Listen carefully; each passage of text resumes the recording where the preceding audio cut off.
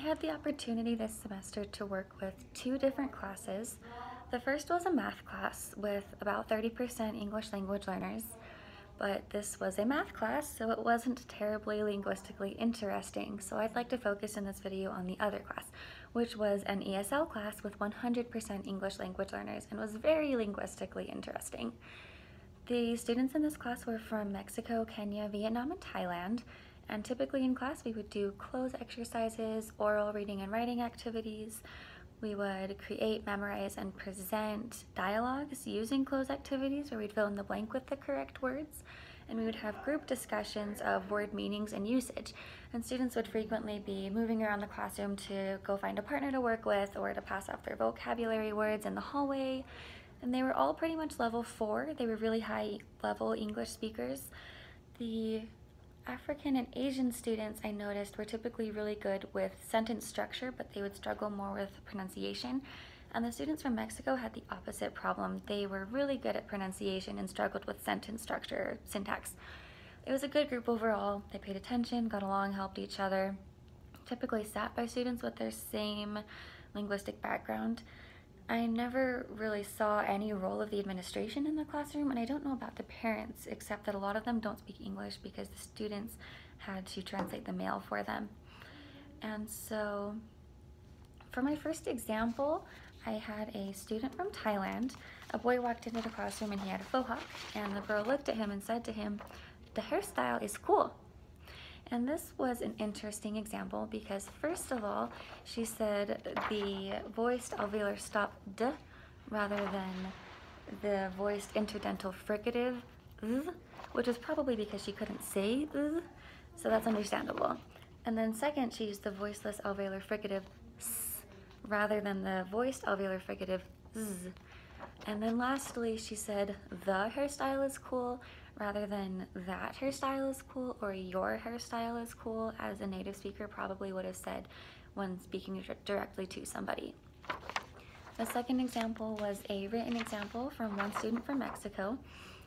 This was over two sentences from the same cloze exercise and one from a third. So the exercise was filling in the blank.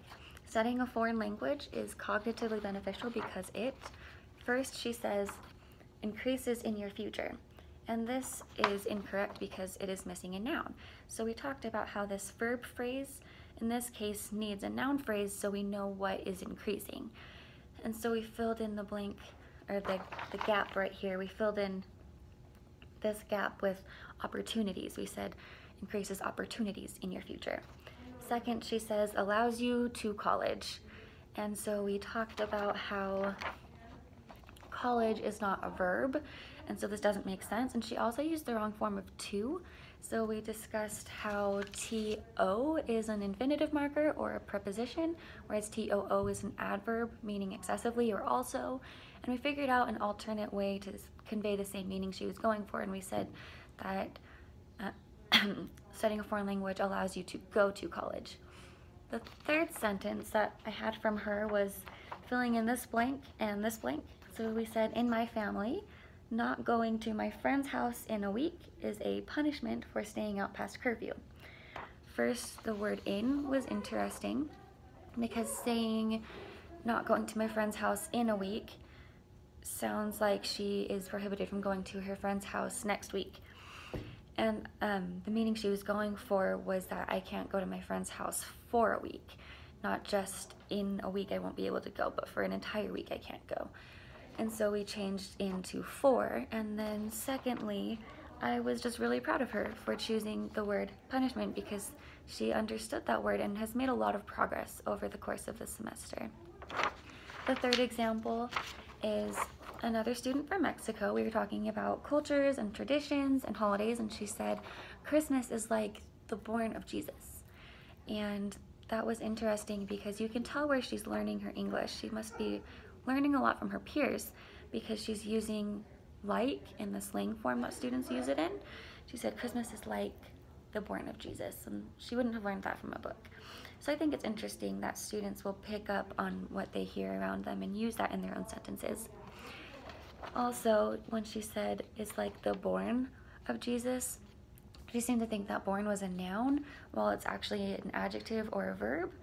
And so we talked about how she should say, instead of the born of Jesus, that Christmas is the birth of Jesus. And so when I was learning about when I was studying these examples, I don't think I would address any pronunciation issues because they don't hinder understanding. So I wouldn't change the way that we teach that because they'll get the pronunciation by just practicing. But I would address the syntactic issues and change my teaching style in that sense. I myself would focus on speaking correctly and helping the students understand the why behind the corrections I make. If I tell them this sentence doesn't make sense, I'll help them understand why it doesn't make sense and what they can do better next time. And so normally the way that we addressed this when it came up in class was by discussing meanings of words and figuring out the correct way to write a sentence together. And particularly how this affected how I would teach is in mathematics, because it really was confusing trying to communicate with students who didn't speak English, trying to teach them math. And so I would take special care to address the vocab in mathematics to aid the English language learners, and I would be sure to test them on their knowledge of math and not of English.